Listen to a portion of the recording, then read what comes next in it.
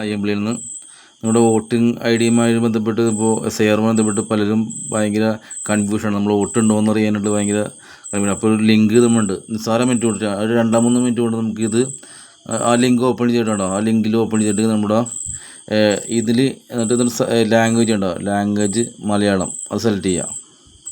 പിന്നെ EPIC number ഉണ്ടോ അറിയാലോ, നമ്മളെ ആധാർ കാർഡല്ല, നമ്മുടെ വോട്ടർ ഐ ഡി, പഴയ വോട്ടർ കാർഡ് ഉണ്ടല്ലോ, വോട്ടർ ഐ ഡി, ആ നമ്പർ അവിടെ ടൈപ്പ് ചെയ്യേണ്ട കേട്ടോ. ആ ഇതിൽ EPIC എന്ന നമ്പറിൽ ടൈപ്പ് ചെയ്യുക. അപ്പോൾ എൻ്റെ ഞാൻ ടൈപ്പ് ചെയ്യേണ്ട EPIC 121346 കണ്ടോ.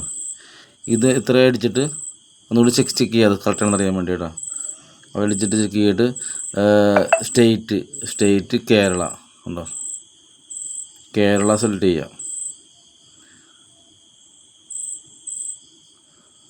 എന്നിട്ട് പിന്നെ ക്യാപിച്ച് കോഡിൽ VKCBZA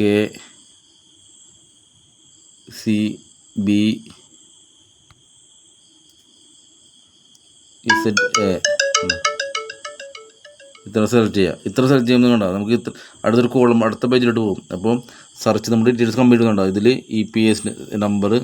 EPS നമ്പർ, പേര്, വയസ്സ്, പിന്നെ അച്ഛൻ്റെ പേര്, പിന്നെ ഇതുണ്ടോ വൈപ്പിൻ, നമ്മുടെ എൻ്റെ ബൂത്ത് ഏതാണെന്നുള്ളത് 54 ബൂത്ത് സെൻറ്റ് ജോർജ് എല്ലാം വരും. 2-3 മിനിറ്റിനുള്ളിൽ നമുക്ക് റിസൾട്ട് കിട്ടും.